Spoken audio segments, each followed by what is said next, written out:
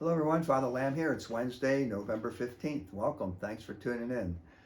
So, anyway, just want to talk this morning a little bit about it seems to be something in our culture where we talk about, this is my life, and I have my goals. I want to do this and this in my life and all of that. And there's nothing wrong with that.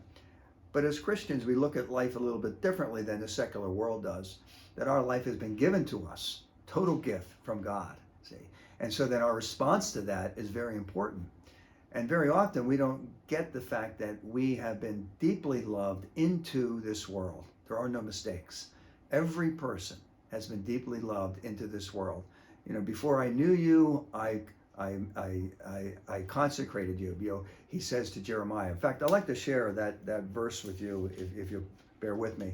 And whenever one of the prophets is called, and very often the apostles, when someone's called, there's always a moment of like excuses or not me. And so that's very common. So I think each one of us needs to take that to heart because we sometimes think, oh, I'm just another person. No, God called you from all eternity to do something that nobody else can do. And it may not be anything grand in the sense of changing the world, but it'll change your own little world around you. So everyone is called by God, and part of the deepest part of our lives is to find out what that calling is and to respond to it. So anyway, let's start with a call of Jeremiah, and then I'd like to share the call of Isaiah with you very quickly. So this is chapter 1, verse 4 of the book of the prophet Jeremiah. The word of the Lord came to me thus: Before I formed you in the womb, I knew you. Before you were born, I dedicated you.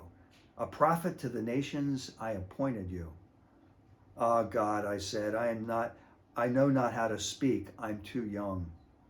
But the Lord answered him, Say not, I'm too young. Whomever I send you, you shall go. Whatever I command you, you shall speak. Have no fear before them, because I am with you to deliver you, says the Lord. And then it goes on from there, and how powerful that is that God called the prophet Jeremiah here, and he has that excuse. I'm too young, not me. Yes, you. You are called. And that's each and every one of us. So we each have a particular calling by God. Let's hear it one more time from the call of the prophet Isaiah. This is found in the book of the prophet Isaiah, chapter 6, verse 1. In the year King Uzziah died, I saw the Lord seated on a high and lofty throne, with the train of his garment filling the temple. Seraphim were stationed above. Each of them had 6 wings. With 2 they veiled their faces, with 2 they veiled their feet, and with 2 they hovered aloft. Holy, holy, holy is the Lord of hosts, they cried one to the other. All the earth is filled with his glory. At the sound of that cry, the frame of the door shook, and the house was filled with smoke. Then I said, Woe is me, I am doomed. From a man of unclean lips, living among a people of unclean lips, yet my eyes have seen the King, the Lord of hosts. Then one of the seraphim flew to me, holding an ember which he had taken with tongs from the altar. He touched my mouth with it. See, he said, now this has touched your lips. Your wickedness is removed, your sin purged. Then I heard the voice of the Lord saying, Whom shall I send? Who will go for us? Here I am, I said, send me. Notice again with Isaiah the prophet that just like Jeremiah, there's always an excuse. And for him, it was his sinfulness. Woe is me, I'm a man of unclean lips.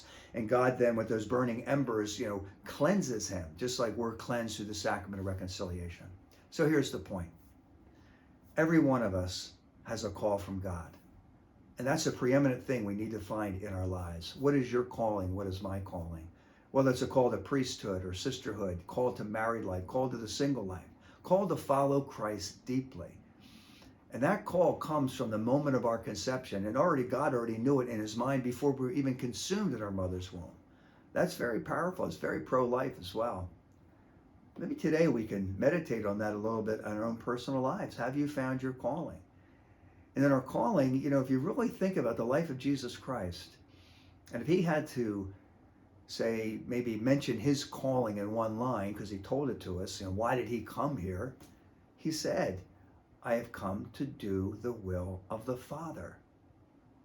And Jesus from the get-go was letting go of his own ego for the sake of finding out what the Father wanted him to do.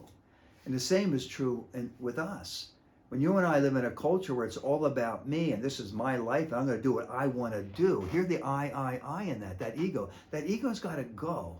And what we really need to trust, my brothers and sisters, and what it really comes down to is trusting that God's plan for us is the best. And somehow we think God's plan is going to be like painful, it's going to be, too much or whatever. And so we run from his plan and we miss the essence of who we are as people. God's plan for us is better than anything that you and I could think up, make up, or try to do on our own. Today, let's try to let go of all the things I want to do. And let's ask the question, what's God calling me to do?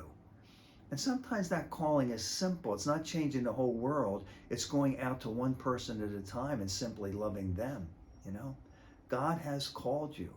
And let's ask God to give us that grace we need to respond, to let go of the excuses. I'm too young, or woe is me, I'm a man of unclean lips, I'm sinful. Yeah, we may be young or old, and we are sinful, but God's still calling us. What's God calling you to do today? God bless you.